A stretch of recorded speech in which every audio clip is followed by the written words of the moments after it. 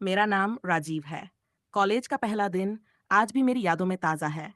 वो एक पल जब मैंने उसे पहली बार देखा था। एक ऐसा पल जिसे सोचकर मैं जिंदगी के हर लम्हे को जीता हूँ। मैं कॉलेज की कॉरिडोर से अपने क्लासरूम की ओर बढ़ रहा था। मन में एक अजीब सी उमंग थी, जैसे पूरी दुनिया को जान लेने का, उसे समझ लेने का और खुद को साबित करने का। लेकिन मैं किस तरह की पहचान बनाऊंगा, उस समय मुझे खुद भी नहीं पता था। मैं बस क्लासरूम के करीब ही पहुंचने वाला था कि तभी पीछे से किसी लड़की की कोमल आवाज मेरे कानों में पड़ी। हेलो। वो आवाज जैसे कोई मीठा सा संगीत। मैंने पीछे मुड़कर देखा। गुलाबी सलवार कमीज, पीले रंग का मखमली दुपट्टा, आंखों में काजल, होठों पर हल्की सी लाल लिपस्टिक। खूबसूरत तो वो थी ही, पर उस समय खिड़की से आती सूरज की किरणें जब उसके गालों से टकराकर सतरंगी इंद्रधनुष बना रही थीं, तो वो किसी परी से कम नहीं लग रही थी। उसकी मुस्कान जैसे सीधे दिल तक उतर गई हो। मैं तो जैसे उसे देखकर कहीं खो ही गया था। सांसें थम सी गई थीं। फिर उसने दोबारा पुकारा, हेलो, मैं आपसे ही कह रही हूँ। इस बार उसने अपने हाथ मेरी अपनी आंखों के सामने हिलाते हुए कहा। मैं जैसे नींद से जागा, थोड़ा लड़खड़ाते हुए बोला, जी, जी बोलिए। उसने मुस्कुराकर कहा, रूम नंबर 20 कहाँ है? प्लीज मेरी हेल्प कीजिए। आज मेरा कॉलेज का पहला दिन है और मुझे अपने क्लासरूम के बारे में कुछ भी पता नहीं है। उसकी आवाज उतनी ही कोमल और सहज। मैंने मुस्कुराकर कहा, आप यहाँ से सीधे जाइए, फिर दाईं ओर मुड़िए। कुछ ही कदम चलने पर आपको 20 नंबर रूम मिल जाएगा। क्लासरूम दिख जाएगा, मैंने हाथ से इशारा करते हुए कहा। मेरी बात सुनकर लड़की ने हल्की सी मुस्कान के साथ थैंक यू कहा और कमरे की तरफ चली गई। सच कहूं तो मुझे भी उस कमरे के बारे में पहले से कोई जानकारी नहीं थी। कुछ ही देर पहले जब मैं अपनी क्लास ढूंढ रहा था, तभी मैंने वो क्लासरूम देखा था। लड़की के चले जाने के बाद भी मैं उसे कुछ देर तक देखता रहा। वो पीछे से भी उतनी ही खूबसूरत लग रही थी जितनी सामने से दिखी थी। उसके जाने के बाद मैं अपने क्लासरूम के अंदर चला गया। क्लासरूम में बहुत सारे लड़के लड़कियां थे। सबका आज इस कॉलेज में पहला दिन था। सभी की आंखों में सपने थे, कुछ सीखने का जज्बा था और जिंदगी को खुलकर जीने का आत्मविश्वास भी साफ झलक रहा था। शायद सभी को लग रहा था कि कॉलेज खत्म होते होते जिंदगी संवर जाएगी और सब कुछ खूबसूरत हो जाएगा। लेकिन इस भीड़ में शायद मैं ही एक था जिसे कॉलेज के पहले दिन ही जिंदगी मिल गई थी, या यूं कहूं कि जिंदगी संवर गई थी। वो पीले दुपट्टे वाली लड़की मेरे दिल में उतर चुकी थी। न मैं उससे पहले कभी मिला था, न उसके बारे में कुछ जानता था, यहाँ तक कि उससे ढंग से बात भी नहीं कर पाया था। लेकिन जैसे ही मैंने उसे पहली बार देखा, मेरे दिल से एक आवाज आई, यार, यही है तेरी जिंदगी, तुम्हें इसी के साथ जिंदगी बितानी है। मुझे लगा, आज से यही मेरी रूह है, यही मेरी आशिकी। कुछ देर के लिए इन ख्यालों को किनारे रखकर मैंने खुद को क्लास पर फोकस किया। क्लास खत्म होने के बाद मैं फिर उसी जगह जा खड़ा हुआ जहां मुझे वो पीले दुपट्टे वाली लड़की दिखी थी। उम्मीद थी कि वो वापस वहां से होकर गुजरेगी और मुझे देखकर एक बार फिर मुस्कुराएगी। लेकिन सारे विद्यार्थी कॉलेज से बाहर निकल गए। फिर भी उसका कोई अता पता नहीं था। शायद वो मुझसे पहले ही निकल गई थी। मैं उदास चेहरा बनाकर कॉलेज से बाहर आ गया। वैसे हमारे साथ लड़कों के साथ अक्सर ऐसा ही होता है। कोई लड़की एक बार मुस्कुरा कर बात कर ले तो हम उसे दिल दे बैठते हैं और फिर शुरू होती है गलतफहमियों की एक लंबी लिस्ट। पर शायद मेरे साथ ये पहली बार हुआ था। मैं यही सब सोच ही रहा था कि मुझे वो लड़की दिखी। वो एक हट्टी कट्टी लड़के के साथ बाइक पर बैठकर वहां से निकल रही थी। उसे किसी और के साथ बाइक पर बैठे देखकर मेरा दिल बैठ गया। आंखें चटक गई, जैसे सब कुछ थम गया हो।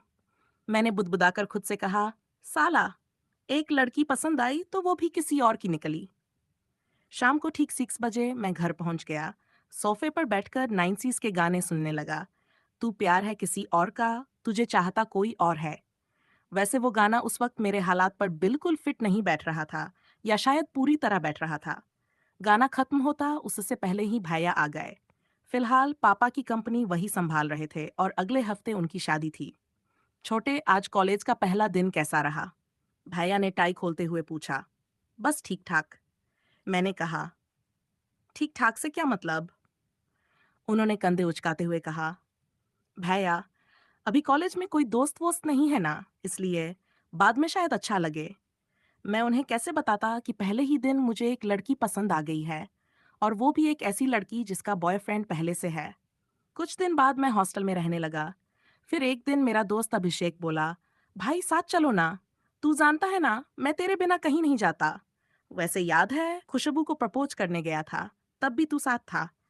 आज उसके साथ घूमने जा रहा हूँ, तो तू भी साथ चल। अभिषेक उस दिन अपनी गर्लफ्रेंड खुशबू के साथ घूमने जा रहा था। प्लान बनाते वक्त से ही वो मुझे साथ चलने के लिए जिद कर रहा था। मगर मैं इन लड़कियों के घूमने फिरने की चोचलेबाजी के चक्कर में हमेशा दूर ही रहना चाहता था। मैं नहीं चाहता था कि अपना सारा कामकाज, पढ़ाई लिखाई छोड़कर इन लड़कियों के पीछे सारा वक्त जाया करूं। मगर मेरा मित्र, यानी कि मेरा रूम पार्टनर अभिषेक, को इन लड़कियों में कुछ ज्यादा ही दिलचस्पी होने लगी थी। क्लास दोनों बस नर्सरी से लेकर ग्रेजुएशन तक की पढ़ाई हमने एक ही स्कूल और कॉलेज से की है।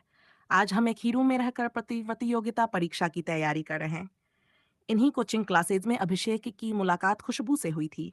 खुशबू, नाम जितना प्यारा, चेहरा उतना ही हसीन। वो हर लड़की से बिल्कुल अलग थी। उसकी बातें, विचार और व्यवहार सब कुछ एकदम परफेक्ट थे। पढ़ाई में भी वो काफी अच्छी थी। शायद यही वजह थी कि अभिषेक को वो पसंद आने लगी थी। वरना अभिषेक को मैं बचपन से जानता हूँ, वो तो लड़कियों को भाव तक नहीं देता था। जब अभिषेक ने मुझे बताया कि वो खुशबू को पसंद करने लगा है, तो मैंने ही उसे उसकी टूटी फूटी हिम्मत को मोहब्बत की शाहरुख खान वाली स्पीच देकर मजनू बना दिया था। यहाँ तक कि जब उसने प्रपोज करने के लिए लव लेटर दिया, उस वक्त भी मैं उसके साथ ही था।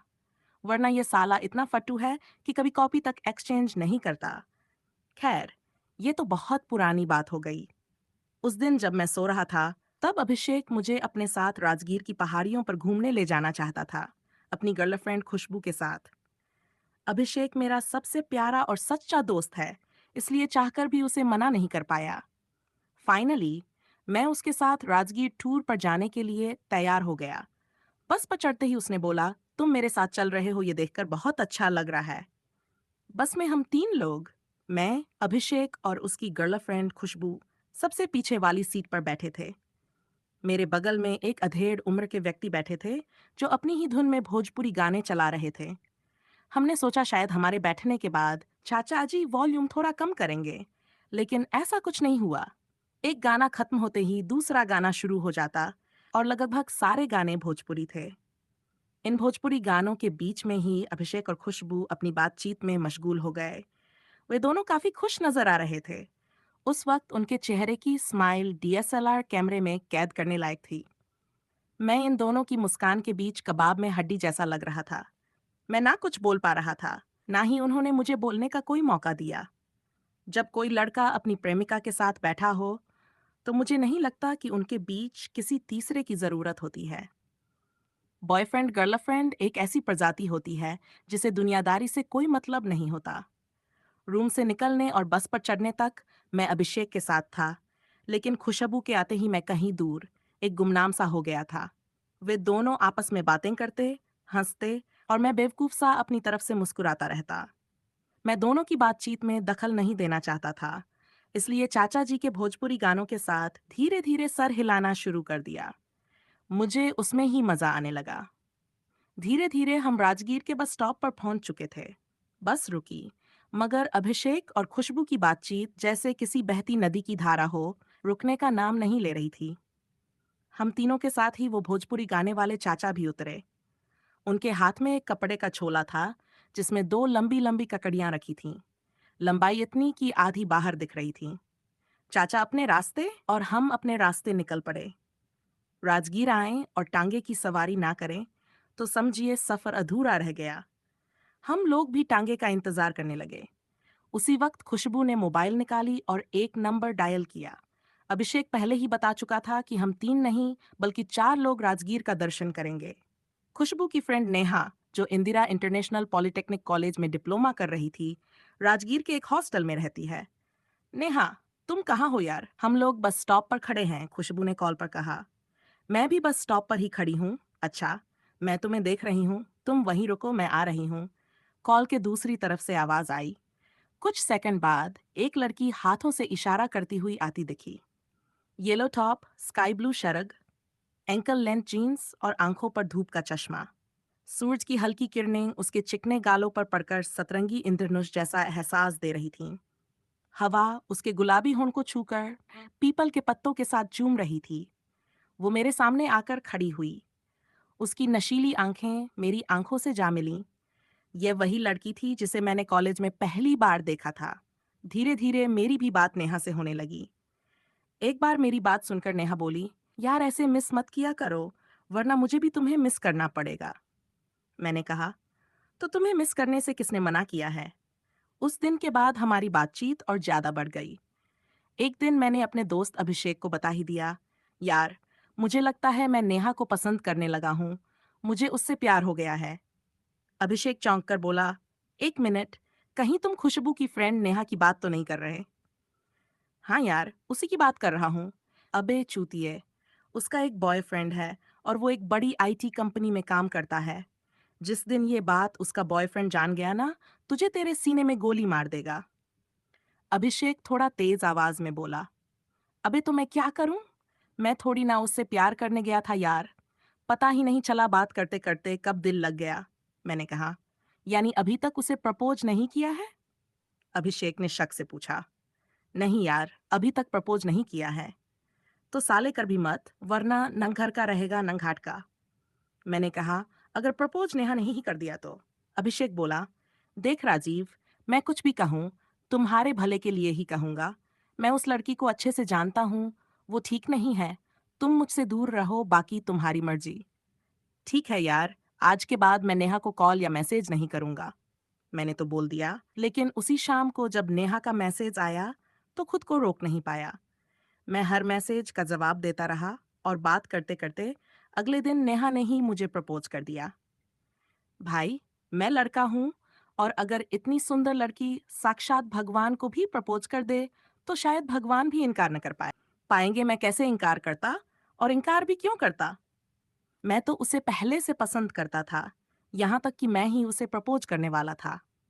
ये तो भगवान की कृपा थी कि नेहा ने ही मुझे पहले प्रपोज कर दिया।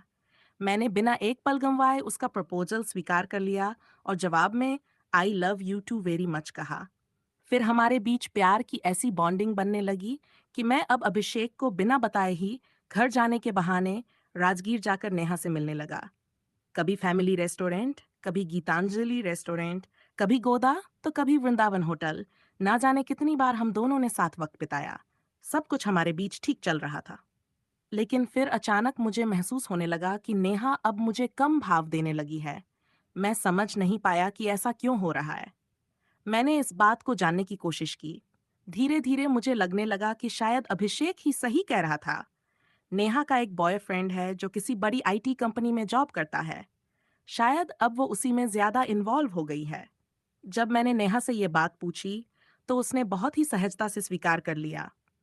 उसने कहा, हाँ मेरा एक बॉयफ्रेंड है, उसका नाम कुंदन है और वो एक बड़ी आईटी कंपनी में काम करता है। मैं चौंक गया। बिना किसी झिझक के वो बोल रही थी। मैंने गुस्से में कहा, अगर तुम्हारा पहले से ही बॉयफ्रेंड है तो मेरे साथ ये सब क्यों कर रही हो? नेहा बोली, यार राजीव, कैसी बातें कर रहे हो? हाँ, मेरा एक बॉयफ्रेंड है और मैं उसके साथ भी रिलेशनशिप में हूँ, लेकिन इसका मतलब ये नहीं कि मैं तुमसे प्यार नहीं करती। मैंने कहा, नेहा, तुम सिर्फ मुझे ही नहीं, बल्कि अपने बॉयफ्रेंड कुंदन को भी धोखा दे रही हो। उसने जवाब दिया, कुंदन एक बहुत बड़ी आईटी कंपनी में है, उसे छुट्टी नहीं मिलती। वो पिछले 6 महीने से मिलने नहीं आया था। उस अकेलेपन में मैं तुम्हारे करीब आ गई थी। नेहा, तुम किसी की फीलिंग्स के साथ ऐसा कैसे कर सकती हो? तुमने मेरी भावनाओं का मजाक क्यों बनाया? इसमें मेरी क्या गलती थी? मैंने गुस्से में कहा। नेहा बोली, मैं उस वक्त खुद को बहुत अकेला महसूस कर रही थी और उस अकेलेपन में तुम मिले, इसलिए तुम्हारे करीब आ गई। मैंने कहा, तो तुमने अपने स्वार्थ के लिए मुझे इस्तेमाल किया। तुम एक नंबर की धोखेबाज लड़की हो।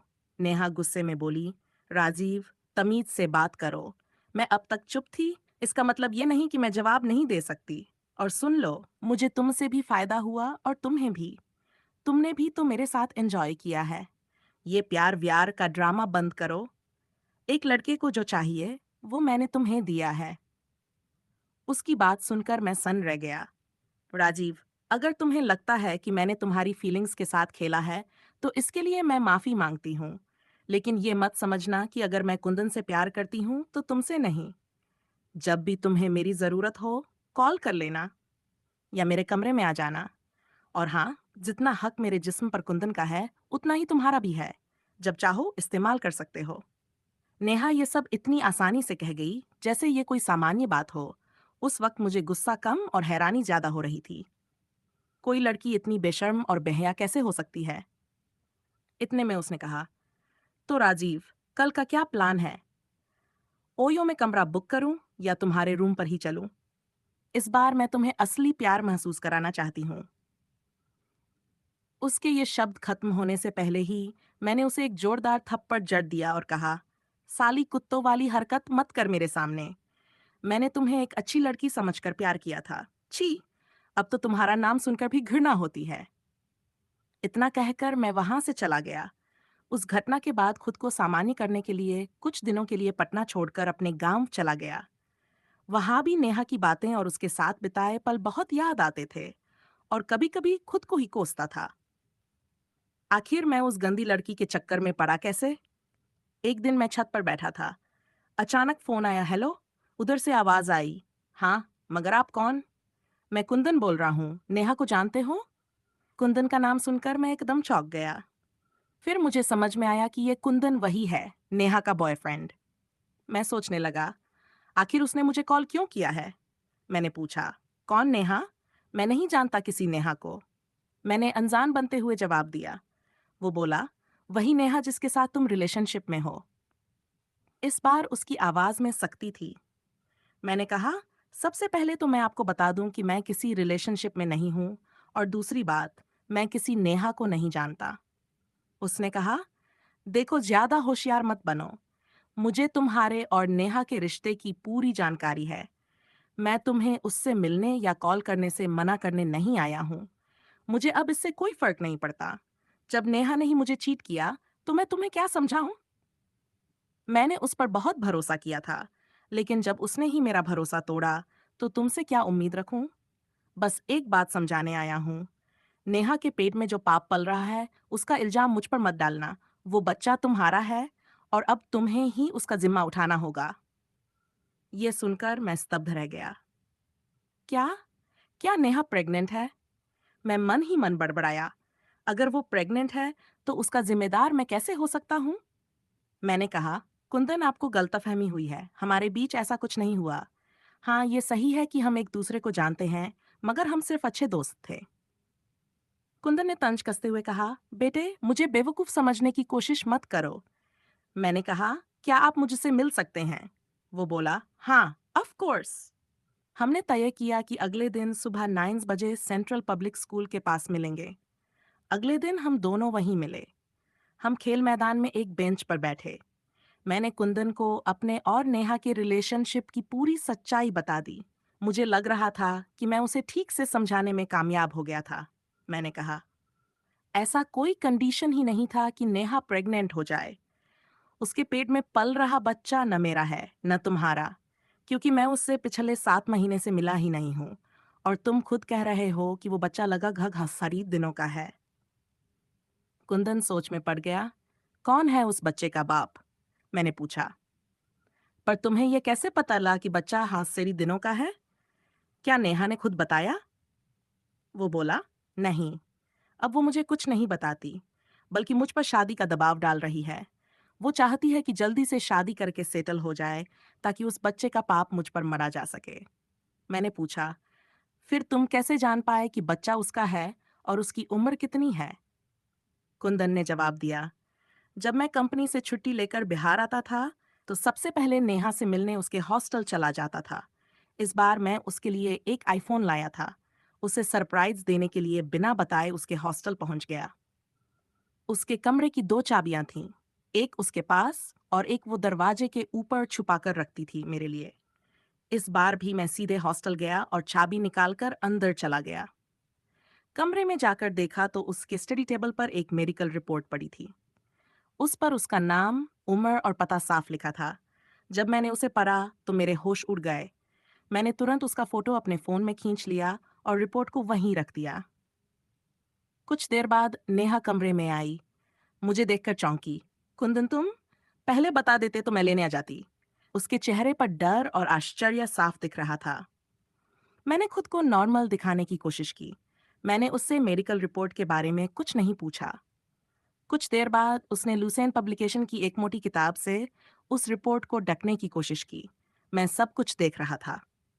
थोड़ी देर बाद उसने वो रिपोर्ट और किताब उठाकर अलमारी में रख दी। फिर मेरे पास आकर बैठ गई। थोड़ी देर में उसने मुझे किस करना शुरू कर दिया, मगर मेरा मन नहीं था। मैं उस रिपोर्ट के बारे में पूछना चाहता था, मगर मैंने खुद को रोक लिया। रात वहीं बिताई और सुबह जल्दी निकल गया। उसके बाद मैं उसी अस्पताल गया जहां की वो रिपोर्ट थी। डॉक्टर से बात की। पहले तो उन्होंने कुछ भी बताने से इनकार कर दिया, मगर मैंने किसी तरह उन्हें मना लिया।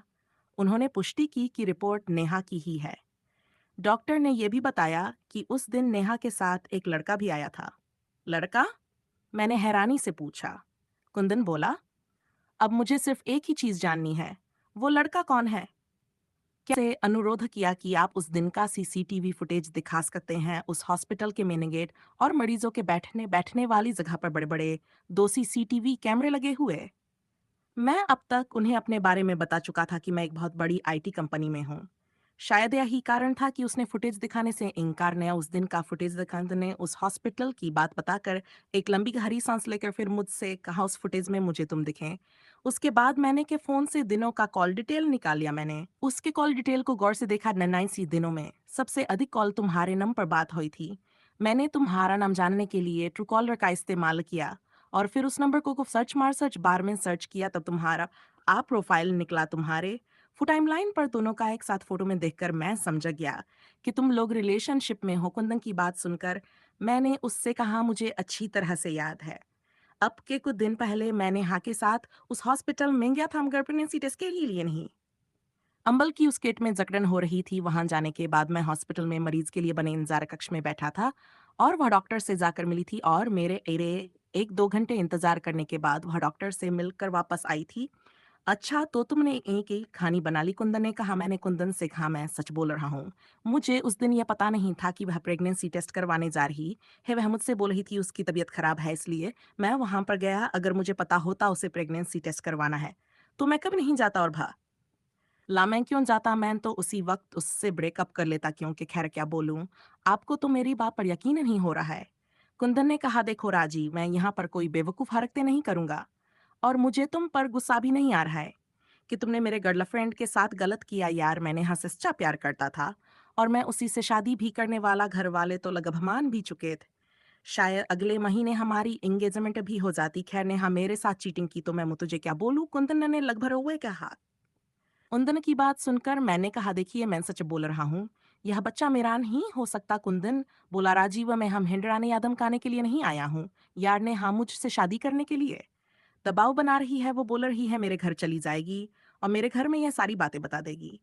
मैं घर वालों को शादी के लिए किसी तरह से मना लिया था, मगर उन लोगों को यह मालूम होगा कि नहीं हाँ प्रेग्नेंट है तो मैं ना घरकार हूँगा और ना घाट का। अगर वह तुम्हारा बच्चा है, तुम उसका अश्करा करने हाँ को अपने साथ लेकर कहीं दूर चले जाओ। मैं घरवा लोग को बोल दूंगा कि मैंने हाँ से शादी नहीं करना चाहता। कुंदन को इस तरह से गिड़गिड़ा देख मुझे अजीब लग रहा था। मुझे समझ में नहीं आ रहा था कि मैं क्या बोलूं और मैं यह भी सोच रहा था कि नायब चेकअप मैं क्यों बनूं।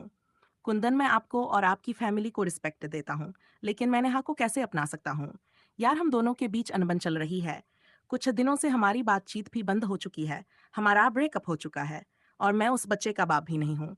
मैं उसके साथ दोबारा नहीं जा सकता। मैं उससे शादी नहीं कर सकता। मैंने बोला, तभी कुंदन ने कहा, राजीव मैं अब तक तुमसे प्यार से बात कर रहा था। अगर ज्यादा बकबक किया ना तो साले यहीं पर गोली मारकर चला जाऊंगा। मुझे बेवकूफ समझ रहा है? तुम अपना पापा मेरे सिर क्यों रखना चाहते हो? कुंदन ने गुस्से में बोला। हमने यहाँ से बात कर लेते हैं। वह किसके साथ रहना चाहती है उससे ही पूछ लेते हैं। मैंने कहा, मुझे उम्मीद थी कि नेहा कभी भी मेरे साथ नहीं रहना चाहेगी, क्यों कि मेरे पास तो कुछ भी नहीं है और भला इतनी बड़े कंपनी में जॉब करने वाले लड़के को छोड़कर मेरे साथ कौन आना है? गथी नन्हे खा साले, तुम मुझे चूया समझते हो ने? हाँ मेरे साथ ही रहने के लिए बोल रही है लेकिन मैं वो उसके साथ नहीं रहना चाहता। वह गुस्से में इतना बोलकर वहां से उठ खड़ा हुआ। मैं भी खड़ा हो गया था। कुछ देर बाद हम दोनों वापस हंस घर चले आए। वहां से आने के बाद मैं अपने कमरे में लाइट बंद कर सोच रहा था। आखिर मैं इस लफड़े से कैसे बाहर निकलूं? मैं अभिषेक को भी सारी बातें नहीं बता सकता था। क्यों? कि वह मुझे पहले ही बार समझा चुका था कि नेहा के चक्कर में मत पड़, वरना ना घर का रहेगा और ना ही गार्ड का वह तुम्हें बर्बाद करके छोड़ेगी। इस लिए मैं इस मामले में अभिषेक से भी बात करने का मन नहीं कर रहा था और ना ही से बात कर इस बात को कंफर्म करने की इच्छा थी कि आखिर यह सब क्या चल रहा है। मगर कुछ देर बाद मैंने नेहा को ही कॉल करना ही समझा और नेहा को कॉल किया। नेहा ने मेरा कॉल उठाते ही बोली, हेलो, बहुत दिनों बाद कॉल किया, क्या बात है? मैंने कहा, नेहा क्या तुम फुर्सत में हो? मुझे तुमसे जो बात करनी है। नेहा ने कहा, हाँ हाँ बोलो, क्या बात है? नेहा की बात सुनकर मैंने उससे बोला, मुझे कुंदन से बात हुई थी, वह कुछ तुम्हारी प्रेगनेंसी के बारे में बात कर रहा था। अभी इतना ही बात बोला था कि उसने मेरा कॉल डिस्कनेक्ट कर दिया और जब मैं उसे दोबारा कॉल कनेक्ट करने की कोशिश की तो मेरा नंबर उसको ब्लॉक कर दिया रहा। हाँ, इस वजह से मैं उस दिन नेहा से बात नहीं कर पाया। हालांकि उसके बाद मैंने उसे कई बार कॉल करने की कोशिश की, मगर उसका कॉल कभी भी नहीं लगा। एक दिन मैं वापस अपने कमरे में सो रहा, तब मेरी फोन की रिंग बजी। जब मैं नंबर देखा तो वह एक अननोन नंबर था। मैंने कॉल उठाया और बोला, हेलो, कौन? हेलो, मैं खुशबू बोल रही हूँ। दूसरी तरफ से आवाज आई खुशबू का नाम। मैं समझ गया कि अभी शेख की गर्लफ्रेंड है, इसलिए मैंने उससे बोला, "ओ अच्छा, वैसे अभिषेक का कॉल नहीं लग रहा था क्या खुशबू ने? हराजी, व मैंने तुमसे बात करने के लिए कॉल किया है। सबसे पहले तुम मुझे उसकी बातें कुछ देर तक समझ नहीं, आखिर खुशबू मुझसे बात क्यों करना चाही थी? उसके बाद उसने जो बताया उसे सुनकर तो मेरे होश ही उड़ गए। खुशबू ने बोला, यार, मैं तुम्हें बहुत दिनों से कुछ बताना चाह रही हूँ। मैं तुम्हारे और नेहा के बारे में जानती हूँ। तुम दोनों का ब्रेकअप हो गया है ना? पता नहीं क्यों तुम्हें इस तरह से उदास देकर मुझ ये अच्छा नहीं लगता है, जिसकी वजह से मैं तुमसे कई बार बात करने की कोशिश की, मगर अभिषेक की वजह से मैं तुमसे बात नहीं कर पा रही थी। लेकिन आज मैं बता रही हूँ, यार, मैं तुम्हें प्यार करने लगी हूँ। I really love you. Khushboo की बात सुनकर एक जोरदार झटका लगा। मेरे दोस्त की गर्लफ्रेंड बोल रही है कि मुझसे वह प्यार करने लगी है। मैं उसे समझाने की कोशिश करते हुए, खा देखो, यह सब गलत है। अभिषेक मेरा बचपन का दोस्त है और तुम उसकी गर्लफ्रेंड हो। मैं तुमसे प्यार नहीं कर सकता। और वैसे भी तुम अच्छी तरह ये जानती हो कि मेरा और नेहा के ब्रेकअप हुए अभी भी कुछ ही दिन हुए हैं और मैं इतनी जल्दी किसी लड़की के नहीं पड़ सकता। मेरी बात सुनकर खुशबू ने मायूसी भरी आवाज में बोला, राजीव, मैं तुमसे प्यार करती हूँ। यार, अब तुम मुझे अच्छे लगने लगे हो, प्लीज मुझसे बात करो। मैंने एक बार फिर उसे समझाने की कोशिश करते हुए, हाँ देख खुशबू, तुम मेरी दोस्त की गर्लफ्रेंड हो। मैं तुमसे प्यार तो क्या, मैं तुमसे बात भी नहीं कर सकता हूँ। मेरा दोस्त है, उसके साथ में धोखेबाजी करना मुझे अच्छा नहीं लगा। देखो, अब से बहुत अच्छा डका है, वह तुमसे प्यार भी बहुत करता है। तुम उसी से बात करो और तुम उससे ही प्यार करो। वैसे भी मैं पहले से ही परेशान हूं। नेहा को ले तुम अभिषेक के बारे में सोच रहे हो? इतने में खुशबू बोली, तुम अभिषेक के बारे में सोच रहे हो? उसने कि तुम्हारे बारे में सोचा है? खुशबू ने थोड़ी तेज आवाज में बोला, तुम्हारा कहने का मतलब क्या है? वह मेरे बारे में नहीं सोचता। मैंने कहा, मेरी बात सुनकर खुशबू ने बोला, अगर वह तुम्हारे बारे में सोचता तो वह तुम्हें पहले पता था कि ना। और अभिषेक के बीच में क्या रिश्ता है? मैं नेहा क्या बोली? ने हाँ, और अभिषेक वाली बात को जरा फिर से रिपीट करना, क्या बोल रही हो तुमने? हाँ, और अभिषेक के बीच में कुछ था? मैंने आश्चर्य होकर बोला, हाँ, नेहा अभिषेक की गर्लफ्रेंड थी। उससे ब्रेकअप होने के बाद ही वह ना बॉयफ्रेंड बना था। लेकिन तुम कैसे दोस्त हो कि उसने तुम्हें अब तक बताया नहीं कि नेहा उसकी एक्स है? खुशबू ने लगा ताना मारते हुए बोला, देखो खुशबू, मैं पहले से ही परेशान हूँ और तुम अब ज्यादा परेशान मत करो। यह झूठी बातें तुम इसलिए बोल रही हो, शायद तुम्हारे अभिषेक के बीच झगड़ा हुआ हो। अभी तुम शायद गुस्से में हो, उसके बारे में ऐसा बोल रही हो। ठीक है, मैम, फोन रखता हूँ, कॉल मत करना है ना बोलकर मैंने कॉल डिस्कनेक्ट कर दिया। कॉल डिस्कनेक्ट होने कुछ सेकंड बाद दोबारा कॉल की। फोन उठाते ही उसने बोला, राजीव, मैं तुम्हें बस इतना समझाना चाहती हूँ कि अगर वह तुम्हारे साथ इतना गलत कर सकता है तो मैं क्या तुमसे बात भी नहीं कर सकती हूँ? क्या तुम मुझसे बात भी नहीं कर सकते हो? रियलिया जी हो, मैं तुम्हें पसंद करने लगी हूँ। यार प्लीज, आई लव यू। अगर तुम्हें मेरी बात पर यकीन नहीं हो रहा है तो तुम खुद ने हाँ से बा तकरा के पूछ लेना। उसके बीच और अभिषेक के बीच कुथायान ही। खुशबू इतनी इतना बोलकर कॉल डिस्कनेक्ट कर दी। मैं पहले से परेशान ही था, लेकिन अभिषेक और नेहा की बात सुनकर मैं और ज्यादा परेशान हो गया। मुझे यकीन नहीं हो रहा था कि मेरी गर्लफ्रेंड नेहा के साथ मेरा दोस्त का पहले से ही चक्कर था। अगर इन दोनों के बीच में कुछ था तो मुझे क्यों नहीं बताया? मैं यह सोच सोच कर परेशान हो रहा। और उसी वक्त अभिषेक कमरे में आया। उसने आते ही मुझसे कहा, बोलो मेरे देवदास, क्या हूँ? मुंह लटकाकर क्यों बैठे हो? मैं अभिषेक की बातों अंका कोई जवाब नहीं दिया। मेरा जवाब ना सुनकर उसने फिर से कहा, अभी क्या हुआ? सतर हंसे क्यों? मुंह लटकाकर बैठे हो? मैंने उसे घूरते हुए कहा, अभिषेक, मुझे तुमसे कुछ बात पूछनी है। हाँ पूछ, मगर साले इतना उदास होकर मत पूछना। अभिषेक ने मजाकिया लहजे में बोला, अभिषेक तुम्हारे और नेहा के बीच में पहले से कुछ था क्या? तुम दोनों एक दूसरे को प्यार करते थे? मैंने बोला। वैसे किस नेहा की बात कर रहे हो? तुम अपनी गर्लफ्रेंड के बारे में बोल रहे हो क्या? मैंने कहा। मैं उसी नेहा के बारे में पूछ रहा हूँ, मैंने चिढ़ते हुए कहा। इशिक ने कहा, भाई तुम पागल हो क्या? भला तुम्हारी गर्लफ्रेंड के साथ मेरा क्या रिश्ता हो सकता है? उसने अपने चेहरे पर अजीब सा भाव लाते हुए कहा। मैंने कहा, देखो अभिषेक, मुझे तुम्हारे और नेहा के बारे में सब पता चल गया है। अच्छा होगा कि तुम जो कुछ भी है साफ साफ बता दो। कुछ समय तक अभिषेक चुप रहा, फिर बोलना शुरू किया। उसने कहा, हाँ, हम दोनों के बीच पहले कुछ था। वह मेरी गर्लफ्रेंड थी। खुशबू से पहले मैं उसी से प्यार करता था। हमारे बीच अच्छा रिश्ता था, लेकिन वह मुझसे प्यार नहीं करती थी। वह मुझे धोखा दे रही थी। जब मुझे ये सब पता चला तो मैंने उससे ब्रेकअप कर लिया। इसी दौरान नेहा की फ्रेंड खुशबू ने मुझे प्रपोज कर दिया। नेहा से ब्रेकअप के बाद खुशबू मेरी जिंदगी में आई। इसलिए मैं तुम्हें बार बार समझाता था कि नेहा के चक्कर में मत पड़ो, वह तुम्हें बर्बाद कर देगी।